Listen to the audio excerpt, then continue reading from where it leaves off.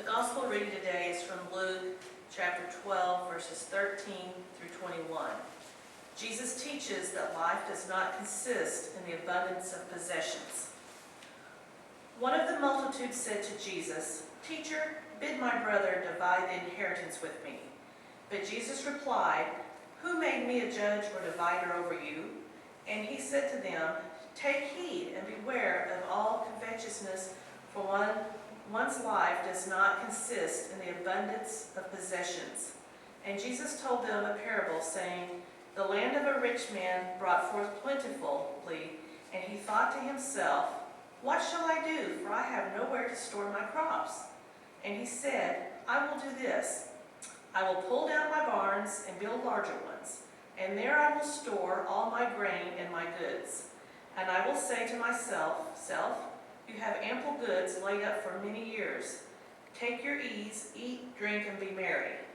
But God said to him, 'Fool, this night your life is required of you, and the things you have prepared, whose will they be? Or those who lay up treasures for themselves are not rich towards God.'" May God add understanding to this reading of the gospel. We turn to number 19, Come Holy Spirit, and we'll start with singing the chorus.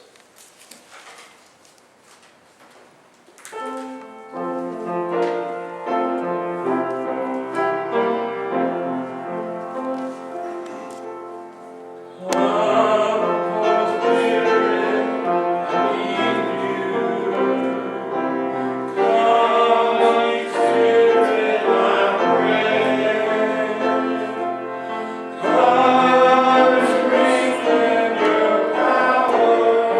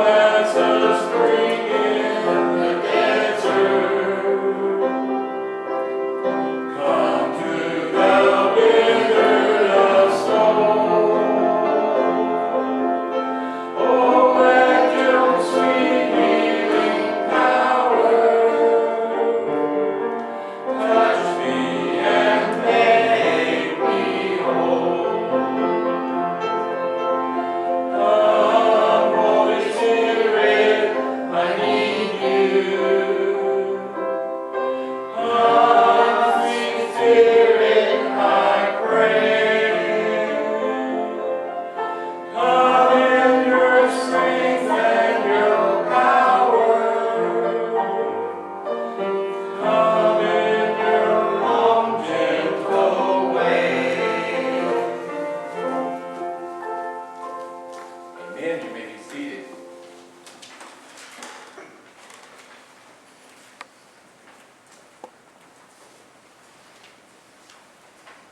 Good morning.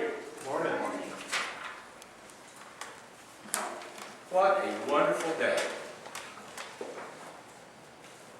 Our house remodeling has been over the hilltop and it's starting on the downside now, so we're doing much better. We're still speaking to each other. Would you join me in prayer? God, I come before you once again as an instrument, as a tool, as unused and rusty as I may be, for you to use to do your work. I pray that you would open my heart and my spirit and anoint my tongue and my lips so the words I speak today would be your words and not my own. Please help me to remove myself. I pray that you open all of our ears and our hearts and our very spirits so that we might hear the very message you would have each and every one of us here on this day, at this time, on our journey. It's in the name of your Son, Jesus Christ, that I pray. Amen. Amen. From the psalm reading, it said, "Blessed be God who has heard the voice of supplications. God is my strength and my shield, the one in whom my heart trusts. So I am helped, and my heart exalts, and my song I give thanks to God. God is the strength of the people, the saving refuge of God's anointed." What a wonderful message of hope. At a time in our history, at a time in our lives and on our journeys, a time when there seems to be no hope, when a time when the future doesn't look as bright as it has in the past. I noticed on the way into town we passed several churches, and one of them in Farmington always has a marquee up, and it says, "When you have no hope, turn to God." I like that one. The rich man from the gospel reading today, from Luke, was a person that never saw beyond himself. Jesus' parable that he tells is so full of I, me, mine, and mine when the man was talking about himself. A young person studying in an English high school class was asked one time what part of speech mine and mine are. And the answer that he gave the teacher was they're aggressive pronouns. Now, for some of us, we know that he probably meant possessive pronouns. But they can be very aggressive. The rich fool in the story was aggressively self-centered. We all know of someone that is so self-centered that the entire world is bounded around them on the east and the west and the north and the south by themselves. It's all about them. There's no room for anyone else in their world. They have so much ego that there is no thought of anyone unless that person can feed their ego with compliments and fill their pockets with wealth of things. This is not a political sermon, by the way.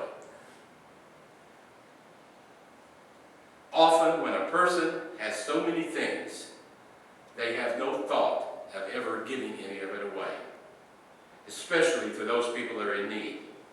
The idea never enters their head. They never even think about it. All they think about is collecting more and more. Jesus is telling us today in the parable that we should not be so self-centered, that we do not and cannot think about the welfare of other people. We can't build walls around ourselves. That's not Christianity. Being a Christian is to be open and accepting and welcoming and reaching out and touching and helping. Self-centeredness is the very opposite of what being a Christian is about. It's the very opposite of what Jesus Christ taught us in his life. The self-centered, ego-filled person never denies themselves anything. Instead, they aggressively affirm themselves all the time. Look at me. Look at what I've got. Look at what I've done. Kind of reminds me of a quote I heard over the past week. I can take care of it. I know the solution to your problems. They look for happiness in collecting and keeping all that they can, even to build bigger storage buildings, or bigger yachts, or getting a bigger house, or getting a more expensive car or cars. We are taught by Jesus Christ to find happiness, to find it in our giving instead of our keeping. John Wesley, his rule of life was to save all he could and give away all he could. When he attended Oxford, he had an income of £30 a year. That was a long time ago, but that wasn't much money. He lived on £28 and always gave £2 away. When his income increased to £60, and then it increased to 90 and to £120 a year, guess what? He lived on 28 and gave the rest of it away. Someone said, "Why don't you buy some new stuff?" His reply was, "I don't need to buy anything new. I can't as long as there's people that are hungry." What a wonderful example of the love of Christ in the world. As long as our attitude is like the rich man in the parable, we will always desire more and more and more, and we will always still remain unsatisfied. That's just a reverse of what Christianity is about. Some people never see beyond their own little world, which is bordered by their egos. They never look beyond their own possessions. I have another story for you. Beginning to feel like Sophia, 1928. The story about a young person and an older person. The older person was somewhat successful. They almost lived all their life. And the young one said, "I'm going to learn a trade." And the older one looked at him and said, "And then?" And the younger one said, "I will set up a business." And the older one looked at him and said, "And then?" He said, "Then I will make my fortune." And the older one looked at the younger one and said, "And then?"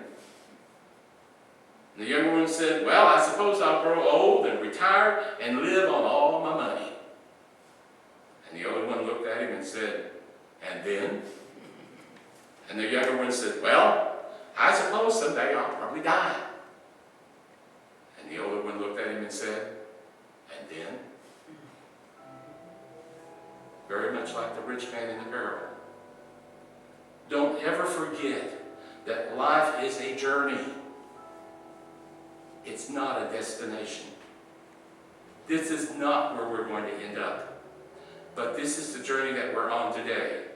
Now, the rich man in the parable was so self-centered and so self-sufficient that he shut himself out from all the simple parts of life. The simple places are found in the love and the presence of God. Our faith sets us on a path, a journey to God, and we know that death is nothing more than a passageway. Nothing more than a passageway.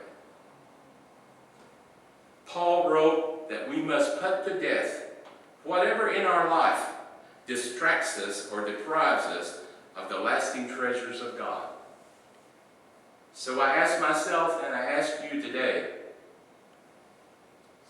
what are we doing to be in the presence of God? What are we doing with our time and our treasures to include others in all the blessings that we have? What direction is our journey taking us? What are we sharing from our treasures?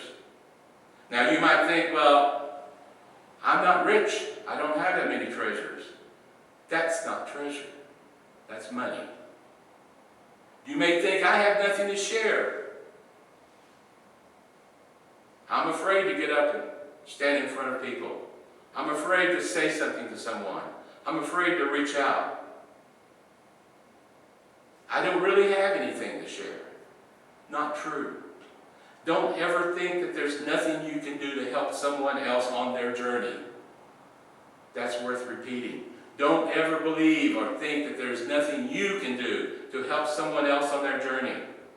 Don't ever forget that you are a creation of a loving and awesome God. You're a child of God, And God desires the very best for you and from you.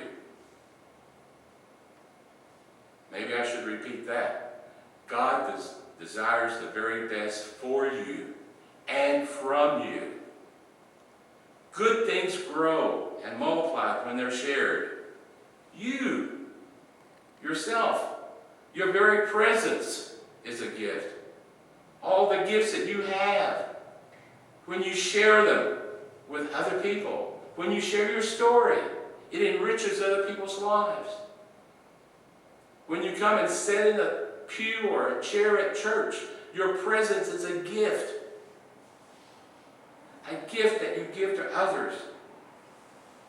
You want change in your life and on your journey? Then you have to be that change.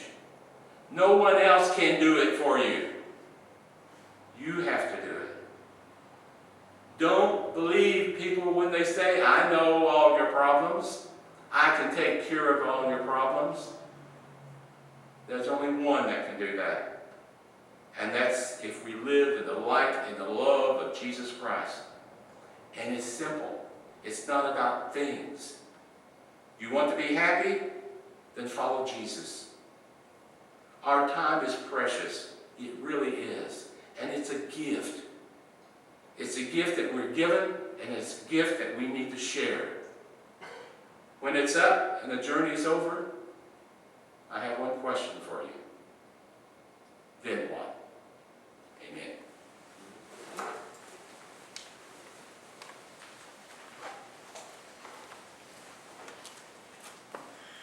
If you'll rise if you're able.